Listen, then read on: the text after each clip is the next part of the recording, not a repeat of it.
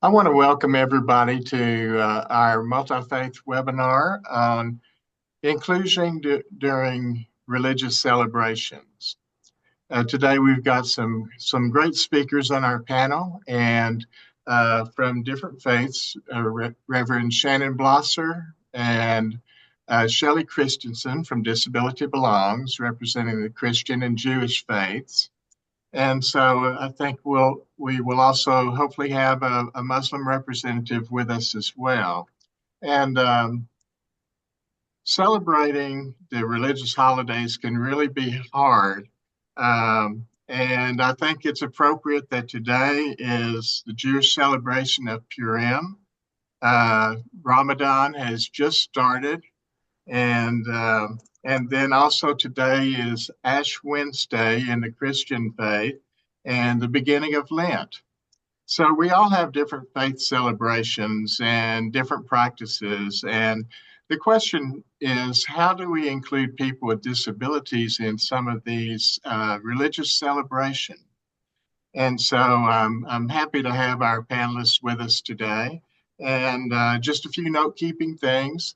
Um, First, we will be recording this panel discussion, and that will be sent to everybody who's registered and the panelists. And also that we will have time for questions and answers at the end. And so if you will put your questions and or questions in the chat or in the Q&A box, we'll collect those and try and get those answered from our panelists at the very end. Today, we're proud to have Topher Indris. Topher's an associate minister at First Christian Church in Columbia, Missouri. He's also on our FIN board as well. And for those of you that don't know about FIN, we help faith communities. We're multi-faith. We help faith communities include people with disabilities. And so we can provide trainings, consultants, resources, and anything you may need to help your congregation include people with disabilities. Now I'll call on Topher to introduce our panelists. Topher, would turn it over to you. Thank you, Tom. So we have three panelists scheduled, but two of them have been able to make it so far. I'm going to go ahead and give our bios for Shelley and Shannon to begin with. And then if Dr. Muhammad is able to make it, we can give more context about his biography and his circumstances as to why he was asked to present along with them. So Shelley Christensen is the Senior Director of Faith at Faith Inclusion and Senior Director of Faith Inclusion and Belonging at Disability Belongs, a disability-led nonprofit. Shelley is not only a pioneer and leader in the field, but also a friend, and her passion and experience has been anchored by her experience as being the parent of a child with autism. So long before she was in the more formal field, she was trained as a parent advocate and unwaveringly held the school accountable for her son's rights to a free, appropriate public education as mandated in IDEA. Her family involvement in the synagogue and the religious school for their three sons helped her learn how to help provide equity for all of her children, as well as respect, seamlessly adapting education to meet each of her children's needs, as well as all of their classmates, and ensuring a lifelong connection to their Jewish identity and community. In 2009, Shelley co-founded the Jewish Disability Awareness, Acceptance and Inclusion Month, or JDAME, and she is the founder From Longing to Belonging, a practical guide to including people with disabilities and mental health conditions in your faith community. An excellent read, if I will editorialize. Shelley lives in Minneapolis, St. Paul, with her husband Rick and their two Shelties. They are the proud parents of Aaron and Nancy, Jake and Zach, and super proud grandparents of Eli, Isaac, Anna, and Eve. Did I miss anyone, Shelley? You got it covered. Great. Thanks. All right. And we will also hear today from Shannon Blosser, who is the pastor of Mount Olivet and Brentwood McMechen UMC in the Wheeling, West Virginia area. He is an ordained elder in the West Virginia Annual Conference of the United Methodist Church. He is particularly focused on how the witness of faith creates inclusion and acceptance of those with disabilities within the church. Before entering ministry, Shannon wrote professionally as a sports and news writer for West Virginia and North Carolina newspapers and policy organizations. He lives in McMechen, West Virginia with his wife, Abby, sons Noah and Tad, and their cat, George. He's an alum of West Virginia University and Asbury Theological Seminary. In his spare time, you can find him watching West Virginia athletics, studying presidential history, cheering on the St. Louis Cardinals baseball team, and attempting to play golf. Shannon, welcome. Our third panelist, who we hope will join us in a bit, is Dr. Mohammed Hakim, who is an educator, activist, and author in the Dearborn, Michigan area. So these are our panelists for today. We're so excited and grateful for their time. And so I will turn it over to Rebecca, who will help lead our interviews, discussions, and follow-up questions. Rebecca? Thanks, Topher. So we thought it would be nice to give an overview of the celebrations that we're talking about, since we're all coming from different backgrounds and traditions. People might not be familiar. So Shelley and Shannon, can you give us a brief overview of the major celebrations in your religion and your tradition? Thank you, Shannon. Thanks, Rebecca, Topher, and Tom. By the way, I'm a supporter of Faith Inclusion Network and sit on the board, and so happy to be here today. In the Jewish tradition, we have our major holidays, which also are, in some cases, are celebrations. Some are more deeply thoughtful and reflective. So Tom mentioned Purim. That's the holiday right now. It is a liberation holiday from it's Queen Esther, who fought back against Haman, the guy who wanted to persecute the Jews. And so that's going on right now. But we also have Rosh Hashanah, the Jewish New Year, which is a celebration, and followed by 10 days later by Yom Kippur, which is a day of atonement. It's a very reflective holiday. It's not a celebration. And then Passover is another significant holiday. Those are the main, Rosh Hashanah, Yom Kippur, and Passover are the main holidays, and they certainly create opportunities for celebrations, and including disabled people. And I ascribe to the belief that disabled people can and should be included in all celebrations. There shouldn't be any gatekeeping to keep people out. It's really a birthright to be part of the community. The other celebration, major celebration, are life cycle events, and the most prominent one would be Bar and Bat Mitzvah or B'nai Mitzvah. It's a coming of age for children, Jewish children, the age of 12, 13, that time frame, and that is indeed a celebration.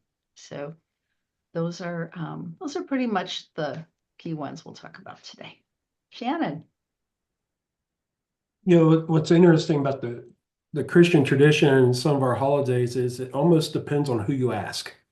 You have the two major holidays that we can all think of Christmas and Easter. Christmas that celebrates the birth of Jesus Christ, and Easter that celebrates the resurrection. But then you also have some of these other traditions and other celebrations that are just as holy, but it often sometimes depends on what faith tradition within the larger Christian sphere you become part of whether or not they celebrate it or not. Like, for instance, today is Ash Wednesday. It's the start of this season that we call Lent, a time of spiritual renewal and preparation as we spend 40 days, not counting Sunday, to get ready for Easter. You also have Good Friday coming up, which is this remembrance of the crucifixion. You have Maundy Thursday, which talks about Jesus's betrayal. You have Palm Sunday, which talks about the triumphant entry. You have Pentecost, the celebration of the birth of the church. All saints, remembering the story of those who have gone before us. Christ the King, the triumphant nature of Christ. You have Epiphany, the story of Christ's life. There's so many different stories that flow into the narrative of our faith that really talk about, as we celebrate in our communion liturgy, how Christ has come, how Christ is risen, and how Christ will come again. And you think about that within a life cycle. That's kind of how we tell our story. I'm Methodist, so I'm a big liturgical guy. So I'm all about all the different days and celebrating them as holy. And like Shelley said, each of these days, no matter what they are, whether it's Christmas, whether it's Easter, whether it's Palm Sunday, whether it's World Communion Sunday, they're all days for us to celebrate and to include people, because the message of God is that God loves everybody. And how do we bring God, the story of God, to people? That's what our worship services should be all about. Hmm. And also, just to clarify, are most of the religious celebrations in the synagogue or the church? Or I know for Jewish ones, since I am Jewish, some of them are in the home, in people's homes. So, um, is that usually the case? Yeah, most of the ones that I listed would be ones that would be done within the worship community. Now, whether or not that would be inside the actual church, down the hall a little bit from me, or somewhere else, but these are all worshipful events where we gather together to celebrate. And so when you think about that these are worshipful moments where we come to celebrate and worship, how do we think about that in the context of how do we bring people together to worship God? Because worship is not about me, it's not about you, it is about us adoring God. And so that should be for me, as I think about it, it's a communal event about all of us coming together and who we are in our identities to give worship to God. Yes, and Judaism is a very home-based faith. And just as an example, every Friday at sundown, we celebrate Shabbat, the Sabbath, and that's that's always done in people's homes and in synagogues. So it just depends on where you live and what tradition of Judaism you celebrate. And the holidays, particularly Passover, that is totally home based because we we celebrate that celebration of freedom from Egypt, the Exodus of Egypt, in our homes at a meal and a celebration called a Seder, Seder, where everybody gathers together and there's services in the home. So I can talk about that a little bit later. I'm glad, I'm glad you mentioned Shabbat, Shelley. I was thinking that was another kind of celebration too. But it's every week. So uh, since our other guest is not here, I just wanted to mention um, the celebration that I know currently is going on is Ramadan.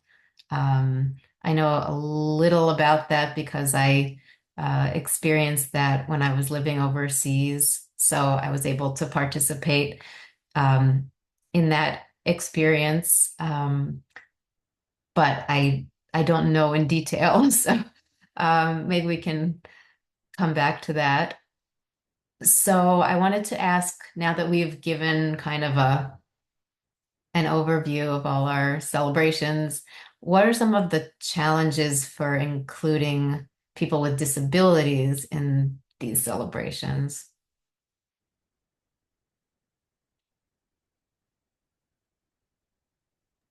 I think for me, I've been thinking about what I have in my office, and that's this thing. This is what's called our book of worship in my denomination. It has every season, every thing you can do within the life of the church, from marriages to funerals to um, Advent to Ash Wednesday. And I love the book of worship. I use it just about every day. It's getting to the point where I might need a new one here soon, but we get so stuck in the way things have always been in that ritual of it's not Christmas unless we've sung Silent Night. That's the last song of every moment. Or we use the candle that has this much wax build up. Or Ash Wednesday has to look like this. Sometimes we get caught up in the form without thinking about what does it mean to actually celebrate these experiences? What are we actually trying to do when we come together for Christmas or Easter or Ash Wednesday? And so when I think about this, I think sometimes our traditions, as holy as they are, and I love our traditions. I love saying the Apostles' Creed every week for worship. I love singing "How Great Thou Art." I love singing, songs that I know my great great great great great grandparents sung. But I think sometimes we get caught up on the ritual and not the reason behind the ritual. And sometimes I think to get away from that, this is going to sound weird, but I was thinking about this as I was driving in. I like pro wrestling. Now, I know that's weird, pastor who likes pro wrestling, but hear me out. I was listening to an interview this week by one of the writers for one of the organizations, and they talked about how get all the ideas that come in for different stories and different moments, and then they're willing to throw it all out to ask what needs to be done. And I wonder if sometimes with our rituals, what do we need to take in, and then what do we need to throw out in order to bring something in that could be inclusive and welcoming that still gets us to these celebrations, whether they are formal gatherings, whether they are informal gatherings, whether they are the church coming together for worship, or whether, like my church did during the pandemic, sitting outside the parking lot with a radio transmitter. How can we take what is form and structure and redesign it in a way that brings everyone to the table? And so for us, for me, I think sometimes we get so caught up in the holiness without being holy. And so that's kind of where I'm at on all that. 100% agreement, Shannon. I, there are rituals. Do we adhere to the rituals just because they've always been there? Reminds me of why there's a story of a person who is making a roast, and they're taking the roast and they're cutting off the ends of the roast. It's good meat on the ends, but they're still doing that. They put it in and they roast it. Somebody said to them, "Why did you cut the ends off the roast? That's good meat." And they said, "Because that's how my grandmother did it. And that's how her grandmother did it." We don't live in those times. And how we form meaning is different. It's a different environment, it's a different era. That's a big part of why ritual sometimes is not necessarily the transmission of tradition if everybody can't participate. Think about standing language, for example. Standing language, when it's time in a worship service for people to stand, please stand, or all rise, or even the visual, and I'm going to demonstrate this, of raising one's hands, the service leader raising their hands up to the sky as the nonverbal cue to stand up. That's not accessible. Neither is please stand if somebody does not have standing accessible to them. So thinking about that language and thinking about the intention of the stand language, the implication is if you don't stand, you're not fully present, or what that looks like. And I think reinterpreting that to just give people the option of rising or standing or sitting is extremely important, and to frame it in a way that whatever works, whatever's comfortable for you, God will still hear your voice. God will still embrace you and love you. And those are the kinds of things I think that we're often afraid to say because we might say or do the wrong thing. And I think that's really one of the biggest challenges is this idea that there's this the community is responsible for them. But if we reframe that and think of all of us as being in community together, we, us, then I think it becomes a lot easier for us to enter into relationship and ask each other, what do you need?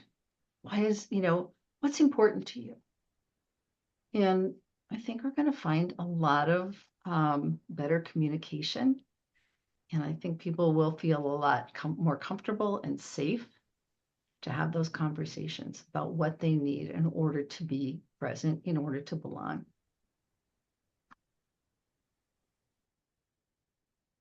Well, those are very interesting insights. And so would you say that it's more about the challenge is more the mindset of people, changing the mindset rather than the actual physical or other accommodating? Yeah, I think, as humans, we want to categorize. That's why people will say, well, what's your disability? And really that's irrelevant to what a person's disability is. It's how we are in the world. Each one of us is in the world. It's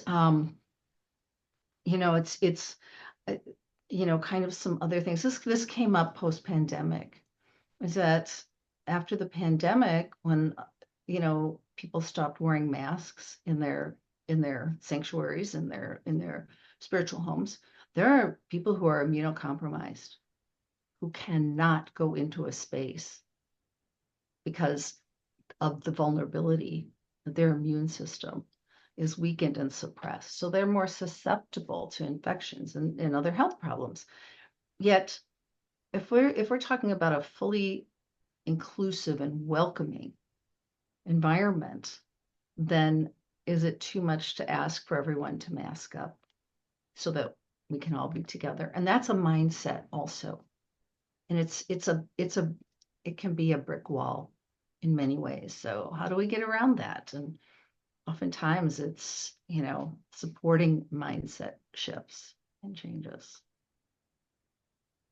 Would you agree with that, Shannon, that it's more of that's challenging than actually accommodating people Yeah, I in mean, I think when people know what to do, they'll do it. You know, I think about my church here where I'm at. For the most part, a universal design setup. And what I mean by universal design, we can pretty much make it adaptable based upon the needs of the day. We can shift things around and move things around. Even, everything is movable. And so when we do things, we can move a seat around to make someone more accessible. I can move a camera stand, for instance, to make things more accessible. Those things that are easy to do, practical, people can get too. Oh, if I move this chair, someone who uses a wheelchair can be more accessible. Or if I bring in a beanbag chair, maybe my son can sit and enjoy worship or be present in worship a little bit more. The hard part sometimes is changing hearts and minds to accept the person. It's one thing to make room for them in the sanctuary. It's another to accept them. And I think sometimes we have a hard time accepting. We have an easy time tolerating.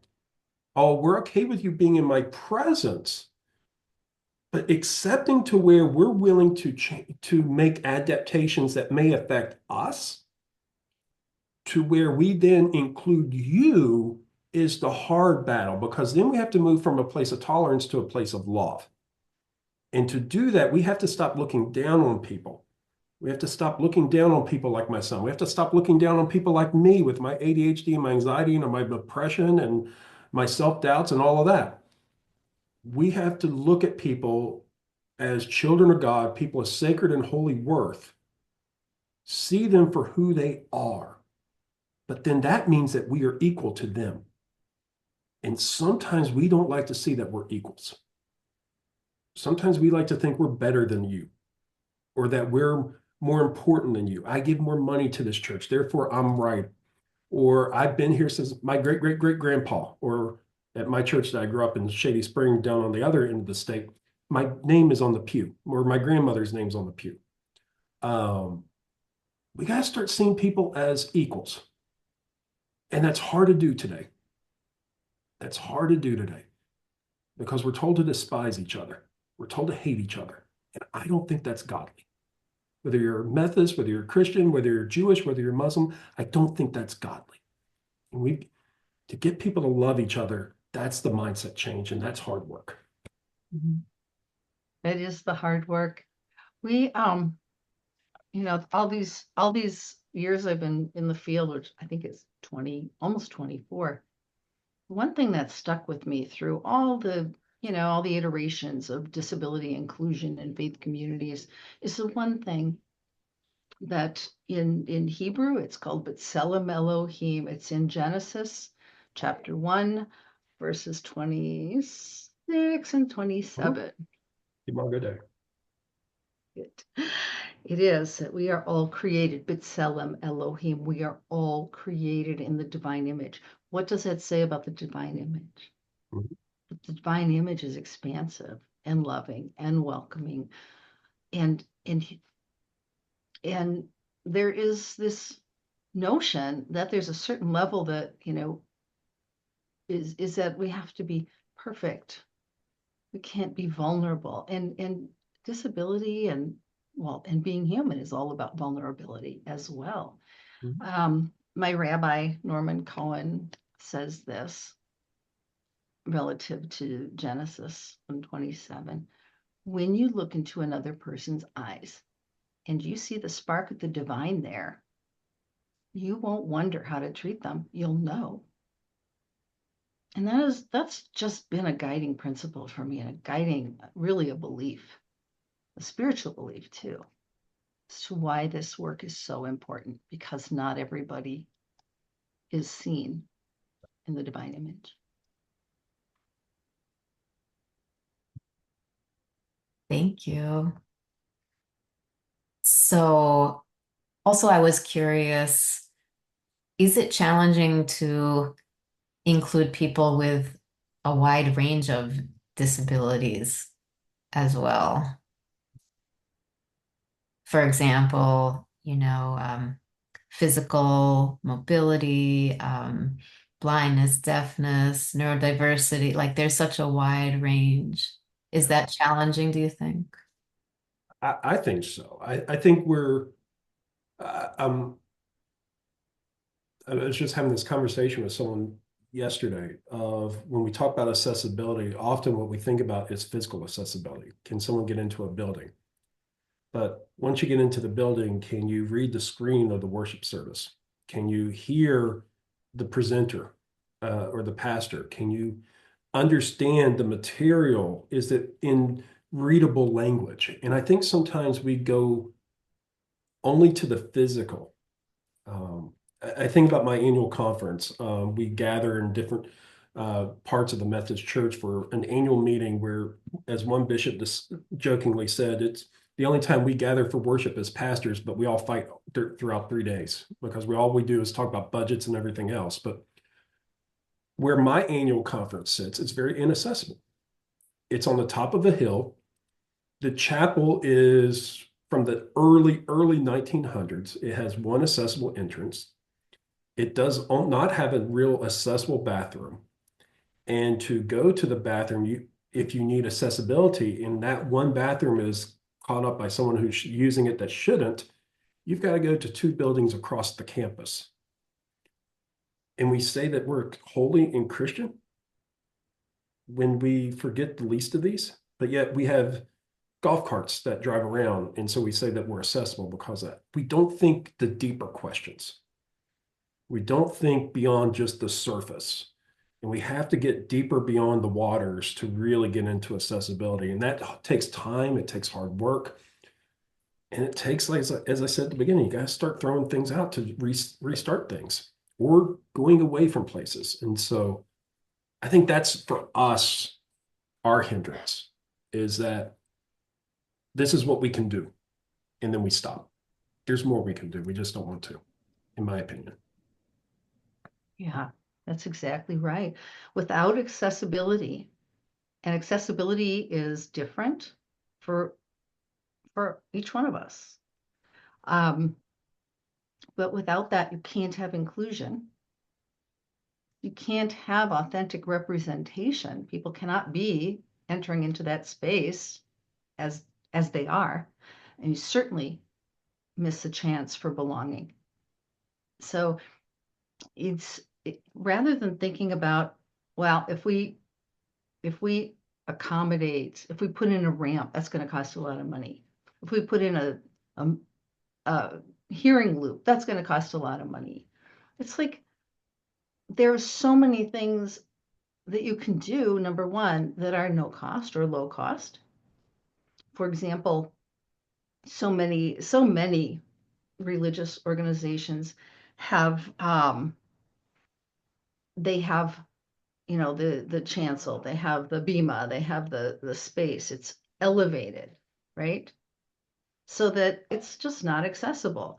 Number one, it says only certain people are welcome in this role. And usually to be there is a space of honor. So we can only honor some people. If you have, mobility, if you use a mobility device, if you are non-speaking, or whatever that looks like, you're not entitled to be up here. So the challenge and the opportunity, and I think the joy of all of this is to look at other spaces. I mean, there's always that floor space underneath the chancel, underneath that pulpit. And that's where change can really happen. And it doesn't cost a lot of money or any money whatsoever. And it brings everybody to that same level. And that's actually how my synagogue is structured. There's the pulpit, as we call it, or the bima, and it's probably about a foot in height. And the only way to access it is by two ramps, very short ramps that circle around it. It takes you right to the Torah, right to the Aron Kodesh, or the Ark. And it's the kind of thing that demonstrates welcome. And it is accessible. And that's the thing. What's the accessibility to what's important to individuals and to our faith? So it's rethinking. And that again comes back to what we're talking about. That is mindset shift. It's education, consulting work. It's intention and action.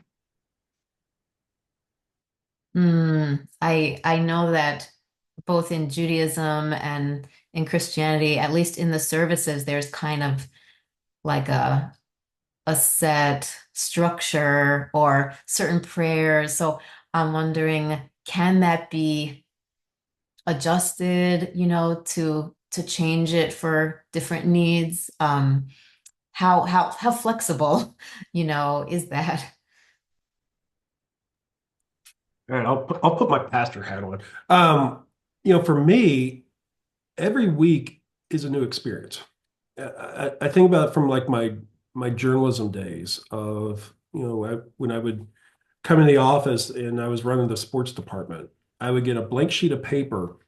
Well, not entirely blank, but I would get 3 or 4 pages that would tell me what I had for that day. And some of them would be marked off because they would have like uh, ads or something, but everything else, it was creative. You can, whatever the news of the day needed to be, you could put in there. And the same with our order of worship. You want to leave people where they are sent out into the mission field. But what does that look like for that day? What are the needs of that day? Yes, there are things that you want to get done in worship. Yes, we're going to say the creed. Yes, we're going to have a sermon. Yes, we're going to take up the offering plate. But how you do those things might be different week to week. You might add in some different voices, or you may add in different communication device. Like for instance, for us at Christmas, when we did a silent Christmas service for individuals with autism and different sensory needs, my son had his AAC device, his communication device. We just typed in the liturgy there, hit play, put up a microphone, and he's able to participate and be the reader at the Advent wreath. Sometimes it's just a matter of, okay, here's what we're doing, but how do we include this person over here to where they can participate in that? From someone who, I preach. I don't preach from behind a pulpit. And that's an accommodation for me in that I move a lot because I have a lot of energy and I need to move, but it also brings me closer to people to where then if someone else wants to preach, because I don't use that pulpit, it's off to the side. Now they can come and preach. And we do a lot from the floor, kind of like what Shelley was saying. All of our musicians are on the floor. All of our choir members are on the floor. The only time I'm up behind the thing is for communion, but even then we take the communion down to the floor. How do you think outside the box? The welcome, what are the ways you are welcoming people? I don't do passing the peace in my church. I don't do the stand and greet your neighbor and talk about your lunch plans. And the reason why I don't is I talk a lot, but I'm also a shy guy. I don't like to just engage first. I wait for people to come to me, and then you get the full experience. But I know for others, that's awkward. That's a sensory thing. And we make people more welcome if we just say, I value this, but maybe we don't need that today. I'll share one last thing. Is just allowing people to be themselves. We do communion. Allow people to take communion in the ways that's comfortable for them. Don't force everyone to take it the same way. And I can share a little bit more about that later, but adapting to who we are to meet someone else, I think is holy. So.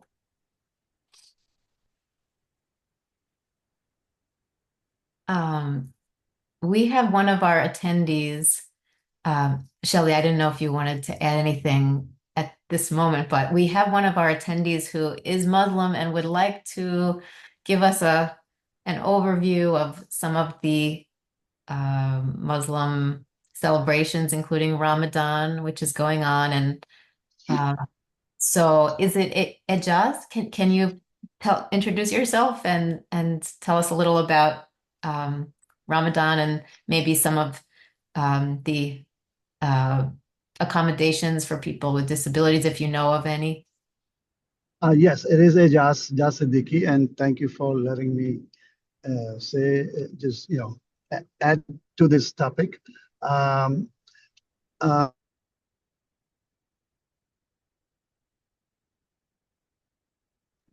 Was I? Okay, now I'm mute. Okay. Yes, thanks very much for letting me speak. And I understand, rather having a proper speaker with more eloquence would be the right thing to do. But since in that absence, I figured I'll add something. And I'll try to use the same pattern as other speakers have done in terms of what celebrations going on right now, that kind of a thing. So we have, of course, we're in the month of Ramadan, and it is really nice to have all this faith having some important dates and holidays going on at this point. At the same time, I work in Mount Sinai Hospital, which is a very diverse place to work with. So I see and celebrate all those different holidays. Ramadan is basically, of course, the most blessed month, and and the main thing we know about it is that we fast. Muslims are obligated to fast from dawn till sunset, no food, no drink, and not just abstaining from food or drink, but also do more praying and more charity and more good work, and all the things, and the things that you're supposed to be avoiding. You do extra effort to avoid that, and do more good to yourself, to the neighbor, to the community. So we are in, and this is basically called a month of Quran, because Quran, the book, was revealed in this month, and so it's more like that. And we actually celebrate, if you go through all this, abstaining yourself from all the things that are permissible during the normal time of the year, that hardship or that effort you put down for 30 days or 29 days, and you celebrate that at the end of the month, which is called the Eid al-Fitr. And even there, we give charity to the have-nots, and include them in the celebration. And this actually reminds you to all the hardship and the people and the nations who are going through with difficulty and not having to have proper meal, not even one time, and all that. You go to that feeling. The Ramadan bringing that feeling to you and make you more humble. In terms of diversity part of it, the Quran encourages people to treat people with disabilities with kindness and respect, and to include them in society. The Quran also states that the people with disability are not to be blamed for their disability. There are several verses. I don't want to, refer all them. It's available, but basically the Quran, views disability as a challenge from God, not a wrongdoing by the disabled person. And the Quran encourages people to consider people with disabilities to be part of the society. It encourages people to help people with disability carry out their duties and be a more participating individuals. They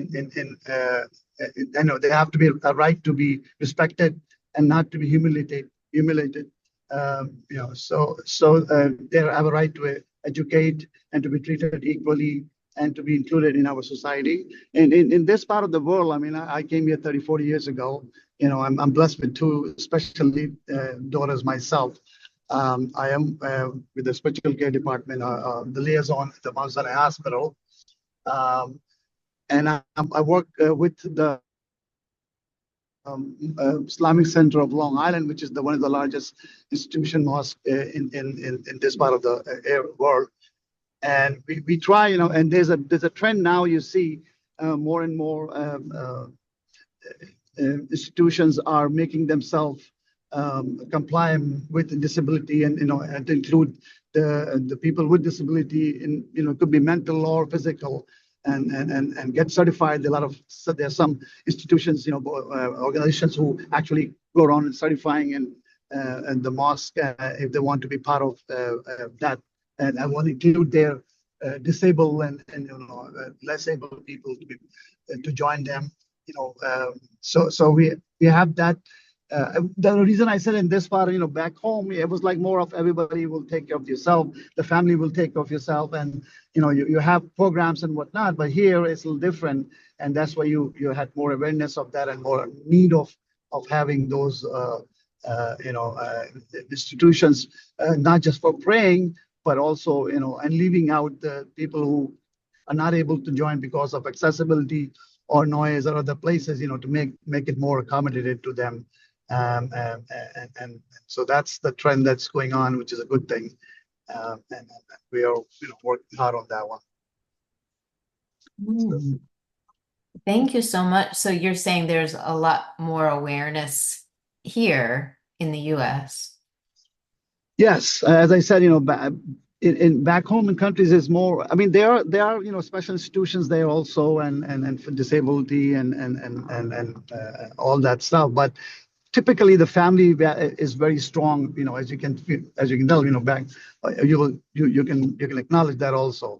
So there's more strong family values and strong family connections. So you tend to take care of the disabled or the elderly or or the less able within the family, with the immediate family, with the extended family, even the neighbors, all become part of that. And you see, I have a cousin, she's like almost my age now, in the 60s, and she was disabled in every which way, and she was brought up in a very nice, loving way just by the family themselves, their brothers, sisters, parents, and we all visited them, and we actually learned from that, see how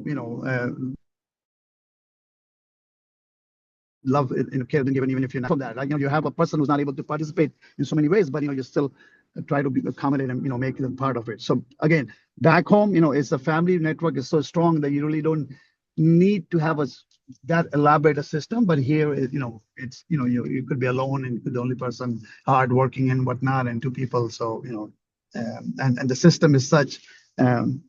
I mean, if you're in the mainstream, and the programs and whatnot, is thank God everything is available at a high level. But in the religious aspect of it, in the community level, those awareness is coming along now. Hmm. You mentioned that you go to a large mosque, is that right? Yes, this is ICLI, Islamic Circle, a center of Long Island in Russell, Westbury, in New York. Oh. Okay, so my question, just to follow up with one more, uh like during Ramadan, for example, if there are disabled people coming to your mosque, for example, people who can't, you know, um pray on the ground, or people who are neurodiverse or have any kind of, you know, vision or hearing issue, like, do you know how they try to accommodate those people during the Ramadan? Yeah, so I'm the chairperson for one of the several communities that were here. One of just called Capable Companions.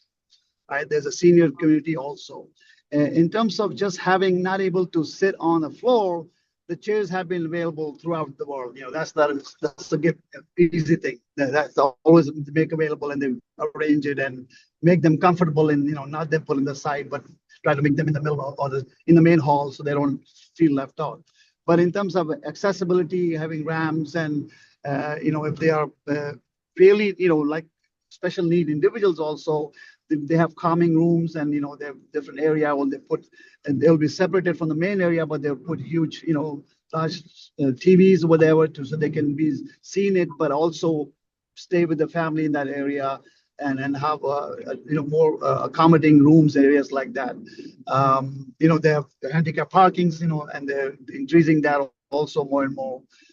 They are, and in general, everybody wants to come. If you see an older person or something, you can go out of your way to help them, accommodate them, bring them in, things like that. And for fasting, what is the guideline? Are people with disabilities exempt? Like, they don't have to fast? Yes. So right. So fasting is, of course, compulsory, but exempted for medical reasons, and for either for temporary or for, if it's temporary, then you make up your fast later on. If it's a permanent disability of any sort, or it could be, taking medication. Without that, you cannot survive during the day and all that. Your illness will grow, or a permanent illness, then you are allowed to not do. You don't have to fast, and if you can afford, then you will give charity in lieu of that fasting. Right now, so a one-person meal at one time, you will give that in charity also. So charity is still encouraged. So like, but I mean, you don't have to. I mean, so if you are doing fasting on a regular basis and something came upon you, illness, then you will do the charity and things like that. If you are permanently have any kind of disability, then you don't have to worry about fasting at that point, or for praying and things like that. Right? Thank you so much. It does. Also, I thought about for Easter as well. You mentioned the Lent. Are people with disabilities excluded from doing that during Lent? I guess, but like people give up something like that, or any other type of exemption? Not really. I mean, it's at least in our tradition, we encourage you to give up something. We also encourage you to take on something. I know that's something that I will talk about tonight during our Ash Wednesday service, is to not just think about what you give up, but also what spiritual practices you can take on. And so I always encourage people, kind of like what Ajaz was saying. Ajaz, correct? It does. Ajaz, It does.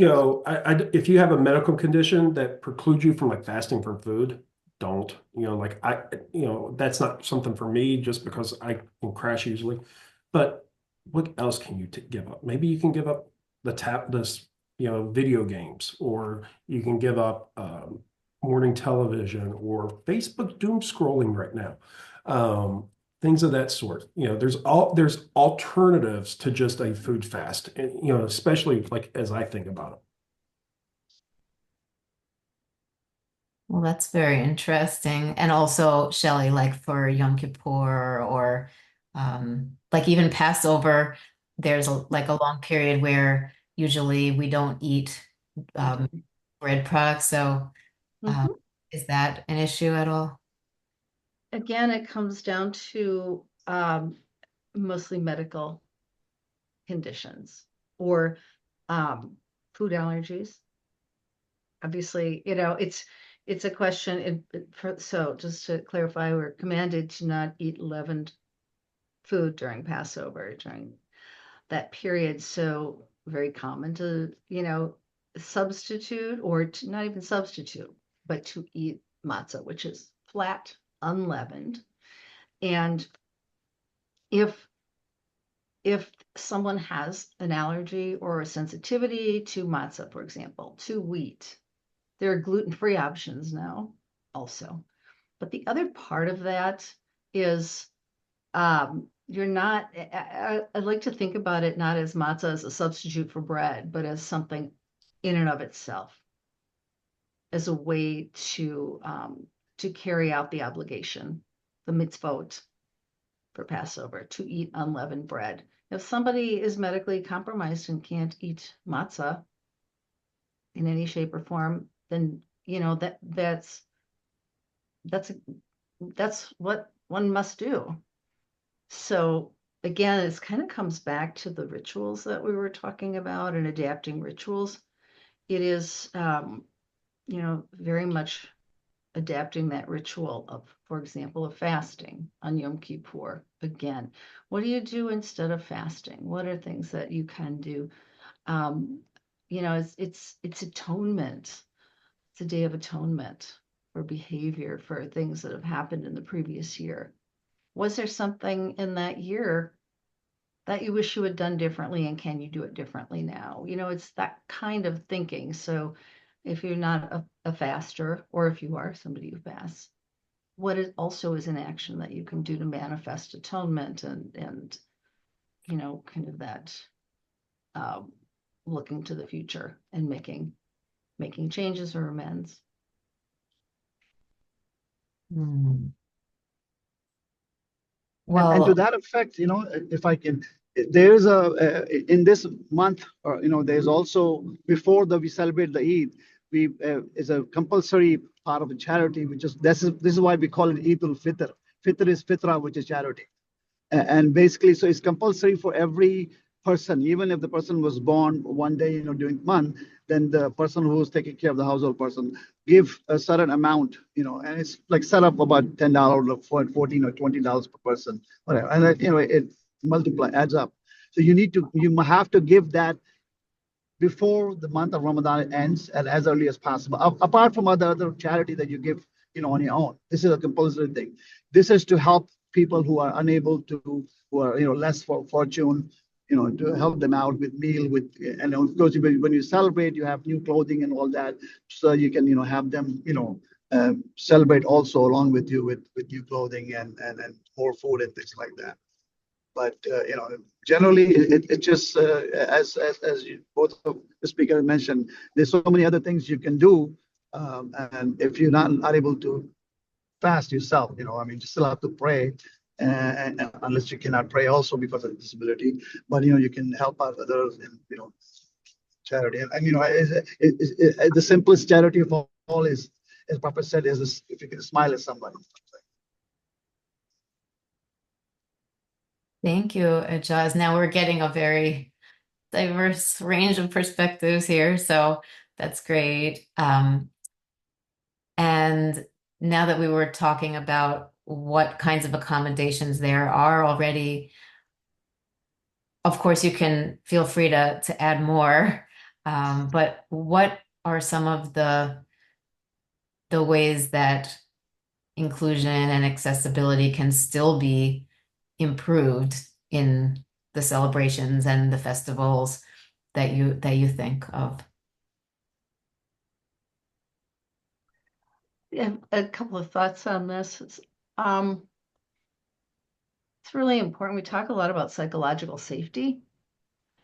And in order for someone to feel comfortable and safe to enter into a space, to become part of a community, I think it's really important that an institution or an organization provides for that. And so these are things that, from an accessibility standpoint, including that accommodation statement, that welcome statement, on all promotions, on the website, and making sure the website meets accessibility guidelines, and included on invitations, on weekly emails, every kind of communication, service handouts, always an accommodation statement, a welcome statement, and including that contact person and so forth. It comes down to making a safe space for people to identify what they need and share that without shame, without embarrassment, without feeling like they're a burden. And believe me, that is often the result of how people are harmed by their faith communities. And it's really has to be more intentional. We talked about treating people as creations of the divine image, and treating people with dignity and respect, and asking people, what do you need? I think that you can, if you just look at it and go, oh my gosh, people can say everything and anything, and they might. So instead of going, okay, well, this is what the person needs, we have to figure out how to achieve it way over here. Take that journey with the person. Person is the expert in their own lives and their own needs. Take that journey with them.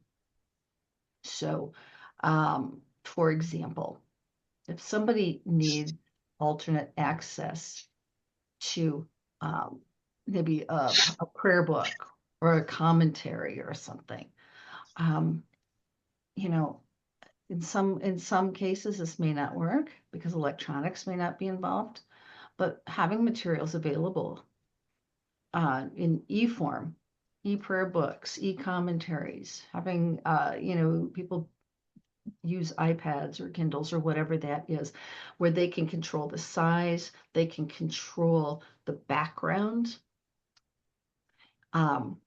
is really, it is an accommodation. Again, maybe not useful in some situations, in which case we find different ways. Making sure the lighting is good. Just because this is a serene space doesn't mean everybody can see when there's, lights, aren't directly shining, or they're not LCDs, right? Yes, or quality bulbs. Those are just a few of the things that, could be fairly simple. But again, find out what people need. I wanted to mention, I heard in the Making Jewish Life Accessible event last week, someone mentioned having sensory carts. And I know, Shannon, you've talked about that, I think, too. Is that right? I wanted Yeah, to. like I know that like Key Ministry, which is organization in Cleveland, they've had some sensory carts demonstrations of having like things that are out movable, that are, people can pick up. We've had at a previous church I've served, we used to have like these little buckets or boxes of like sensory items, like fidgets, toy, sunglasses, things that kids could pick up. Here we have some sensory toys in the back that people can pick up, and we have some alternative seatings available. We also have a sensory room that's close by to where someone can still be part of the worship service, but they're close. They're close enough to where they can also hear. Um, we turned in our parlor into a sensory room, and so if you're like me, and you don't like old-fashioned parlors. I might be the first one that's ever gotten rid of a parlor and had people support in doing so. And so we turned our parlor into a sensory room on Sunday mornings. And so people can come. My son goes in there. That's where he hangs out. We have someone on Monday nights. That's where he hangs out. And that's good. They're part of the service. They're part of everything. They're part of the worshiping community. But those are things that can help, just little things, $5 you can pick at Dollar Tree, can easily make a difference in including somebody. But it also says you care. When you have those things available before someone shows up, it says you're paying attention and you're willing to try. The hardest part for me when I walk into a new church is What am I going to have to teach? What am I going to have to show? And when I see some of those things already available, it's like, okay, we've got a starting point. And so that can help people so much. Um, Do you think there's more that your church or other churches could do? What would that be? I think one of the things we can do, there's a couple things I think of in particular. One is I think we have to accept the fact that we don't know what we don't know. Um, we assume a lot in the church that because we are Christians, they will know us by our love, as the old song goes. And that simply because we say we love Jesus and we love everybody, that we know what to do when someone walks into the door, but we don't. And so we have to, I think if we're ever going to be a more inclusive movement, we have to start assuming what we don't know. And we have to start accepting the fact that we don't know everything. And we have to learn. We have to allow people to teach and not get upset when they say, you know what you're doing is not healthy, or what you're doing is actually ableist, or what you're doing is actually wrong in a form of communication. We have to learn and be accepting of that. I think too often we have a hard time in the church accepting when we are wrong and when we have done something because we just presume because we are loving, we've got it all right. And that's not always the case. And so we have to learn, we have to be willing to listen and talk to others. I think the other thing too that comes in part with the education side is if we're going to include people with disabilities in our worship service, we're also going to include people who have been hurt by our worshiping communities, which means we have to accept the fact that we're going to have to do some forgiving and we're going to have to do some healing work. We can't just assume that everyone's coming in all happy. I go into churches and I tell them, when you meet me, I am a pastor who has been hurt by the church. I am a pastor who has been asked to leave my church because of my son. When you welcome people with disabilities, you have to accept the fact that there is some baggage. And you have to be willing to work with that baggage. And if you ignore that baggage, you are ignoring the person. And if I, this is so true, so well said, and we see that in our mosque also, but also we have, in terms of making ourselves and the community aware of that this is a thing that you should take along with you. The disability is not something you have to keep it away from the mosque. So we actually encourage the and the main ceremony is of course on Fridays, but other times also for the imam to say about this disability and how thinks about it and related to the religion, how prophet has dealt with it, and what Quran says about it, and make people aware that need to be more inclusive and more understanding. So if a disabled person, a child, or makes a certain sound in the back, you don't like, oh, take them away. You shouldn't be coming here. Stay home, and things like that. Versus, apart from making room for them and accommodating, also make the common person aware of this is a part of life. This is not their doing. And need to accept that, and be accept, be accommodating and be humble, and be nice to them, and not have to have a issue with that. So the awareness through education is really a strong part of this also. Thank you. I want to welcome uh, Dr. Hakeem, Mohamed Hakeem. Our apologies. We had a little miscommunication on the time, and we apologize for that, Mohamed. But we're glad you're here, and certainly would love for you to participate and contribute to our understanding of the Muslim holidays and how we can be more inclusive. And so I'll turn it back over to Rebecca, and she can kind of pose a few of those questions to you. But welcome, Mohamed. Yeah, Glad, thank you. Thank you, Rebecca. Thank you, Tom. Thank you, everyone. glad you could join us.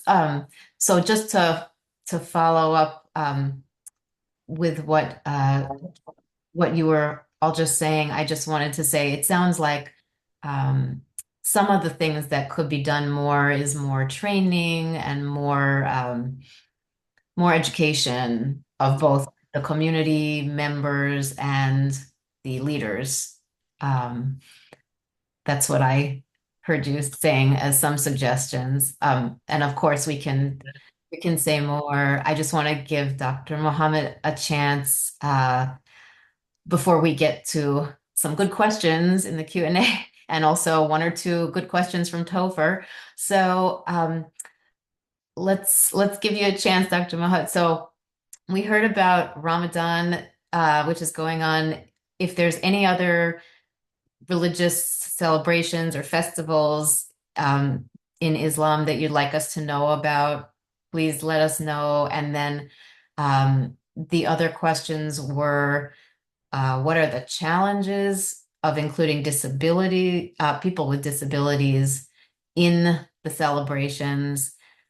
And then what types of accommodations are being made and what more can be done. So that's quite a lot. So feel free to answer any or all of that.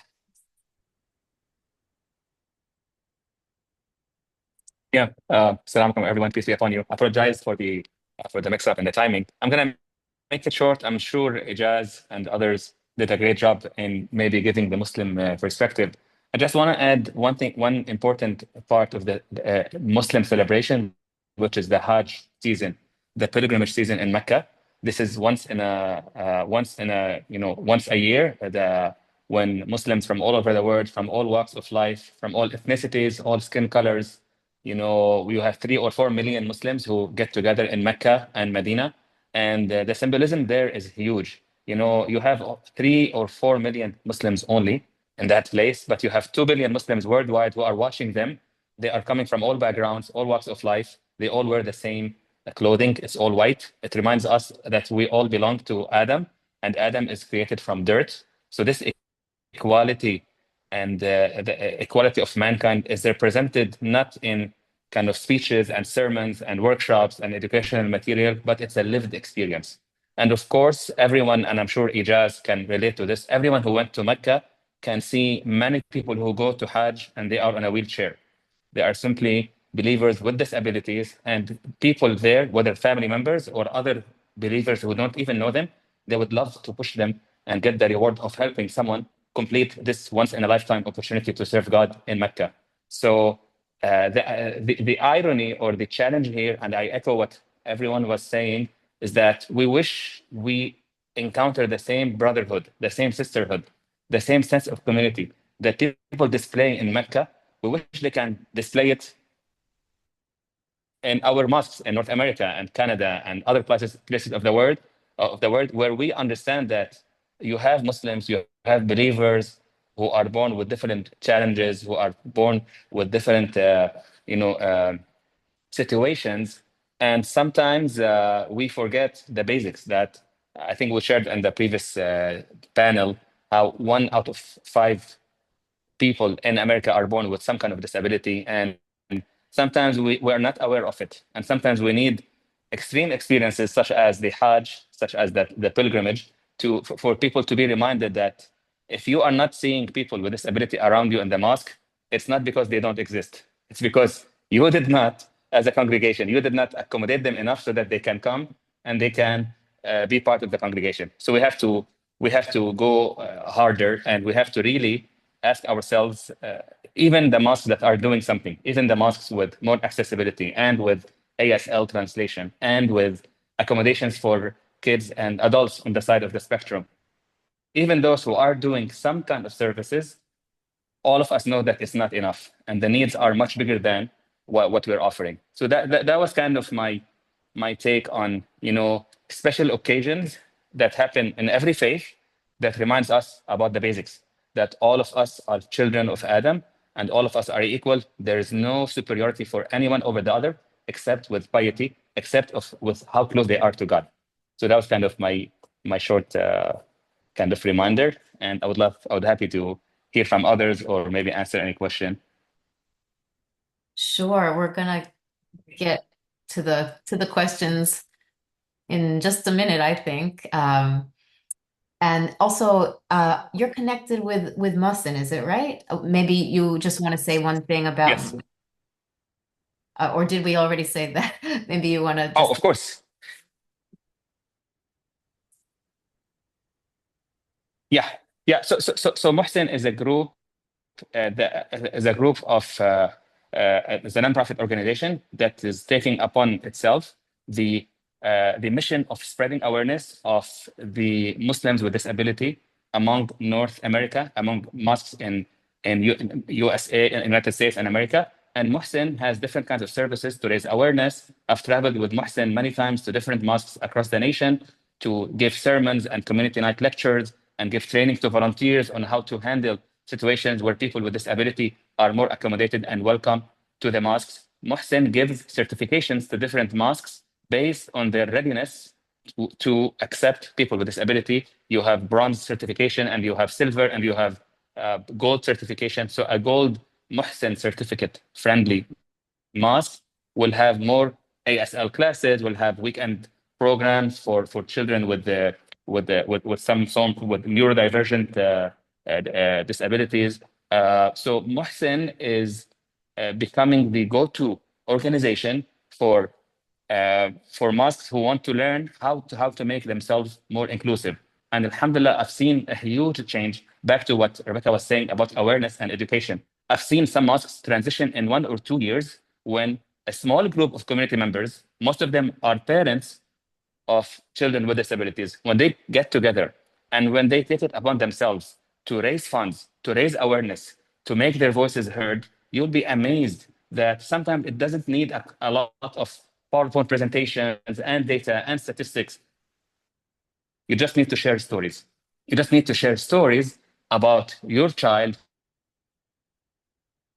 your neighbor's child, about your experience, how what you expect from others. You'll be amazed that sometimes we think that a huge amount of money needs to be raised and a lot of effort. Sometimes it only takes a few individuals who are committed to the cause, and you'll be amazed. Again, I always like to refer to the 80-20 rule. You can put 20% of the effort, and you'll be amazed by more than 80% of the result, because we have to remember that this mission is loved by God. So if you put the right effort and you pray to God, you will be amazed how much can be done with little effort. So this is kind of our Muhsin. So please check our website. Thank you, Reverend. Thank you, Tom, for sharing the website for Muhsin. And I'll be happy to answer any questions. If anyone wants to start a Muhsin chapter in their congregation, in their mosque, I'll be more than happy to connect you with the resources, inshallah. And maybe I'll visit your community one day. You never know. Thanks for telling everyone about Musin. And one of the attendees also put a nice comment about Musin in the chat, which maybe Topher can share after. And also, I just wanted to mention that Shelley she has a book as well as some really helpful inclusion holiday guides. So maybe we could share those. Mhm. Although it's, specifically for some Jewish holidays, I think it can be applied to many, many different traditions. So maybe we can share some of that. And At Disability Belongs, we work in a multi-faith environment. And so a lot of our resources that we're developing are universal. They're universally designed and can be used by any organization. I can put in I guess I can't put in the chat. I think, Rebecca, I sent you a link to our 4 one-page guides on accessibility and planning events and the things to do. And again, very, very smart, simple things to do. Just people don't know what they don't know. So I want to share that too. I don't know if you have that or not. I can just copy it and put it in the chat. But thank you. sure, I'll try to put it, I think I can put it in. I think that would be helpful for people. And Shannon, you too, if you have any resources to share, there's also other resources which maybe we can share, we can gather and share after the webinar for everyone. So feel free to put those in the chat, but I think it's time to get to the Q&A. So I'll let Topher take it away. Thank you, Rebecca. So in the Q&A, we have a couple of really good questions here that I think fall more into the practical side of support. One thing that I heard overwhelmingly reflected from all of our panelists was the need for changing our mindset, for thinking through our faith communities less as an empty box that we fit people into, and more about the way that we all together form those communities, which helps us to redirect some of that energy around whether we're providing enough support or whether it's an us them mentality and much more community based. That being said, we live in the real world with material things around us that we are pretty entrenched and engaged with our communities as is. And so while we're on that journey, I think there's a lot of questions here around how do we better support people in the moment? How do, if we have an Ash Wednesday service, what are we doing tonight? While we're still working on the mentality shift. That's what I'm seeing in some of these questions here. So one question here that I love because it describes one of the challenges that I have in my congregation.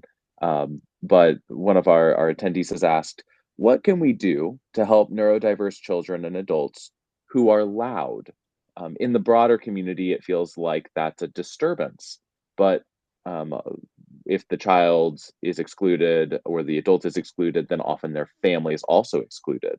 So what tips do we have for our communities to be more tolerant and loving in that particular challenge if someone's being really loud in a time when other people want quiet? I'm laughing because I just dealt with this week. And it was my son. So I'm going to talk both from the pastor and the dad perspective. My son, my oldest, brings a tablet with him to worship every week. It's a security device for him after some stuff that's happened to him. So everywhere he goes, he takes a tablet. And sometimes he is playing games, but he's still focusing. But sometimes he is playing Mickey Mouse Clubhouse. And the last few weeks in worship, he's been playing Mickey Mouse Clubhouse in children's moments. And so one of the things we try to do to help others is to make sure he has his Bluetooth headphones to help with that noise, and so that he can still be a part of things, but then have those Bluetooth headphones to where he can still hear, but he can, it doesn't get so loud for everyone else. We'd forgotten to bring those the last few weeks. And so someone came up to us and said, "Hey, your son's being really loud." I'm like, "I know. We forgot his headphones. I'm sorry." And so sometimes having the conversations with parents, but do it in a way that's loving. If you come up to them and go, "Pastor, that kid, I about had it with him," that's gonna cause division, and that's gonna cause anger. The other thing too that I've tried to do here, and then also in my ministry, is celebrate disability inclusion days and accessibility days, and use those moments within the liturgy of our church to talk about accessibility.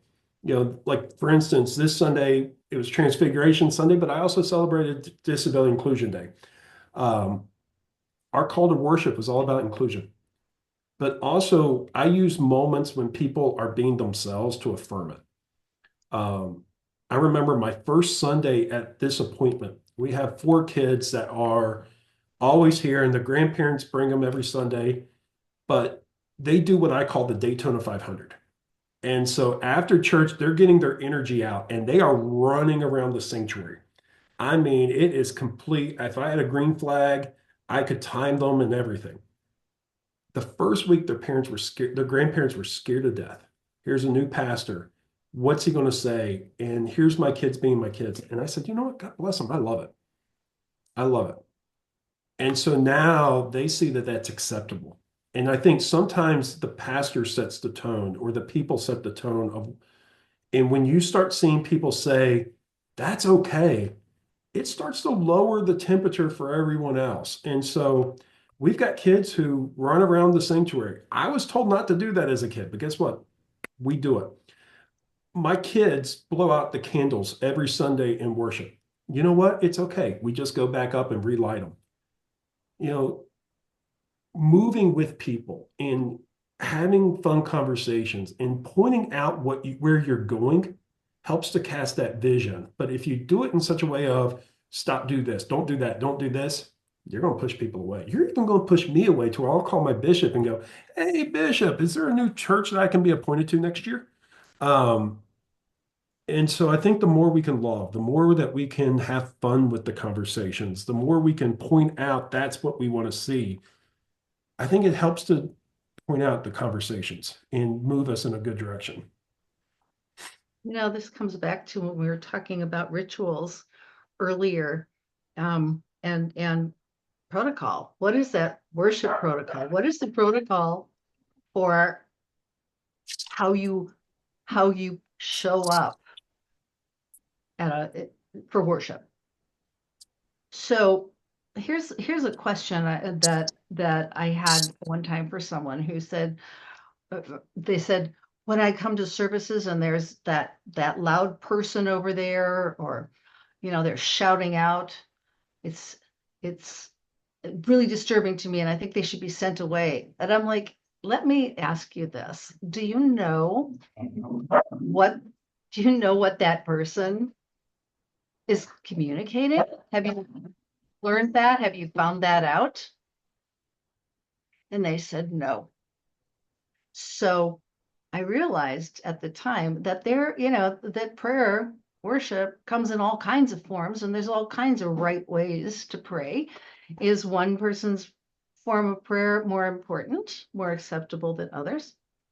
This reminds me of a young man who used to shout out during services, used to vocalize during services, and I was talking with his mother one day, and I said, what is he communicating? And he said, well, he and the rabbi have this agreement that if the rabbi doesn't announce the page number, my son is going to vocalize so that the rabbi remembers to announce the page number. Now that is working together. And I'm telling you, it's like, if the congregation knew that's what was happening, that would have made a huge difference. And so I think that it comes from the pulpit. I think that it has to, there has to be some education about different ways people are in that moment, and that all are welcome. Yeah, this reminds me actually of two incidents. Two of them are very opposing. One of them, we were, doing the nightly prayer, Taraweeh prayer during Ramadan, when the Imam actually was bothered by some kids yelling in the background, and he quoted a hadith where the Prophet, according to him, said that do not bring your kids to the mosque because they are loud. And there is another narration where the Prophet Muhammad, peace be upon him, his grandchildren came to the mosque while he was prostrating, and they climbed on his back. And because they were climbing on his back, they had their sweet time there for maybe good 3 minutes, 5 minutes, 7 minutes. And he stayed in the position of prostrations for the whole duration while his grandchildren were climbing on his back. So I was like, hey, you can always quote this narration or this narration. Why did you ignore one of them? Why did you just quote the narration that says, keep all the noise away? Why not try to highlight that the Prophet in many times was inclusive, and he was not bothered? Even the whole prayer was quote unquote disturbed, elongated because of the children and because of the quote unquote disturbance. So I think we have to, and I'm sure this happens in all faiths, where we have to really not change our tradition. We all respect and love our tradition and all the teachings, but also we have to really understand that all religions were inclusive because, again, all of us are creations of God. And yeah, so it has the message has to be clear from the pulpit, from the sermons, from the inspiration from top down, that everyone is welcome regardless of where they are. in life. Thank you all. I know we have several who have a hard stop at 1:30. I really appreciate all the information shared and just the time that you've all invested in this conversation. So I'll turn it over to Tom for our closing. Okay.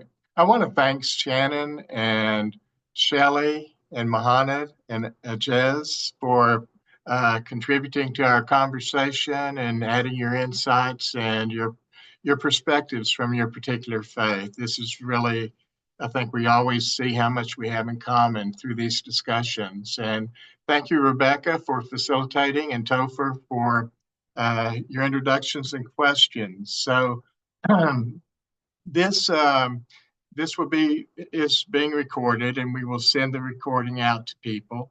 And so what's coming up next is next Tuesday we have the spirituality of young adults, and Julie Land from Western Theological Seminary, who's participated in Friendship House, and some of the residents of Friendship House will be with us and talking about the impact that it's made upon their faith and how they participate with one another in community and the many different ways that's such a positive thing.